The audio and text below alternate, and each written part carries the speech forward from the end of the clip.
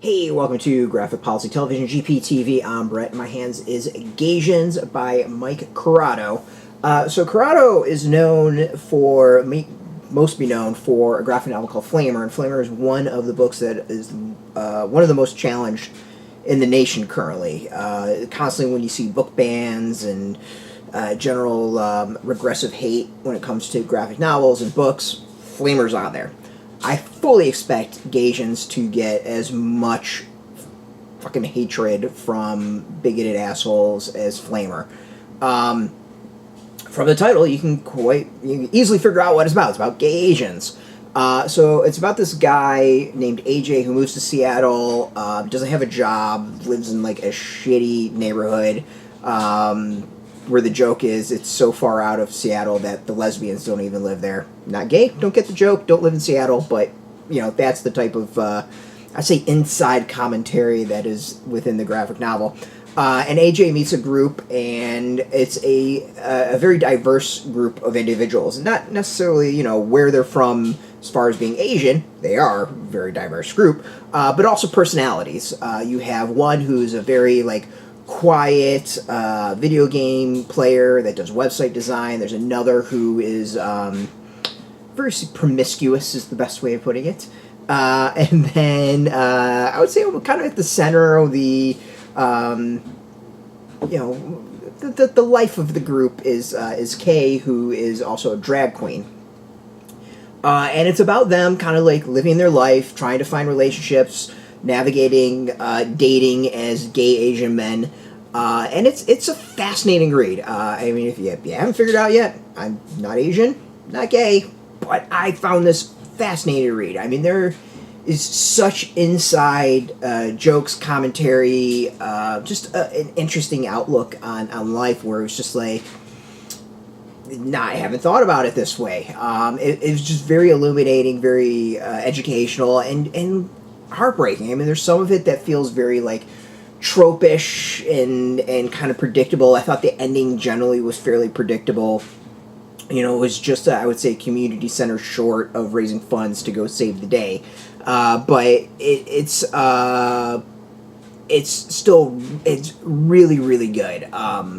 You know, for those in the LGBTQ community who, you know, aren't seen, who might feel not accepted, like, I feel like even if they're not Asian, they probably enjoy this book just because that's what this is about. It's about a group of misfits in a way, like coming together and making community and going from there. I mean, there is, you know, there's drama. There is, of course, a horrible incident that, like, really ups, you know, the stakes and everything. There is really touching moments. There is graphic sex. It's, you know, it's all in there, and it's, you know, someone that's not of that, not gay, not Asian. Like, it's very eye-opening. It's very educational. And I'm, again, fully expecting this to be banned. I have no doubt that this is going to be on the next hit list from all the assholes out there. You know, I can tell you right now, like, this isn't a book meant for kids. This is definitely, I think, a more adult book. And, you know, I would say 18 plus, maybe at least high school plus, would be my general take on it as far as, you know, who it's for. But it's good. It's really fucking good. Not just the story. I think the art is fantastic. Like, I love the use of colors. I like the characters. They all have great, like, visual personalities. Like, you can feel the way that you can almost, like, feel the cinematic of, like, how they would talk and how they would move and all that by the art. Like, you know, it's one where you can just picture who these people are and see the movie playing in your head. It's great. It really, really is good. You know, I think fantastic for so many reasons. It's funny. This is like, I might have to skip some pages because it might not be appropriate for YouTube, and I will probably get demonetized. But it's solid. Great art, great storytelling. You know, I think a great read for Pride Month and beyond.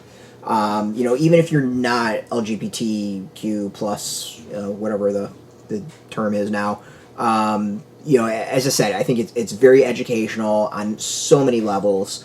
It's well worth reading just to open your eyes and see a world that you're not part of. I think Curato is got another knocked out of the park, well done.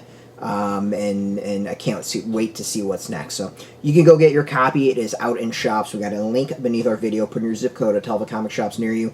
No shop, no problem. We've got some links where you can purchase your own. There'll be affiliate links, so you do get a small percentage by doing that. You help support our site. And speaking of sport, I want to thank Algonquin Books for hooking us up with the review copy, and of course thank you all for watching. If you are into comics, if you're into graphic novels, check us out every day at graphicpolicy.com. Of course, we are on Facebook, TikTok, Mastodon, Threads, Blue Sky, all at Graphic Policy, keeping it nice and consistent. Until next time, keep reading those comics and keep it geeky.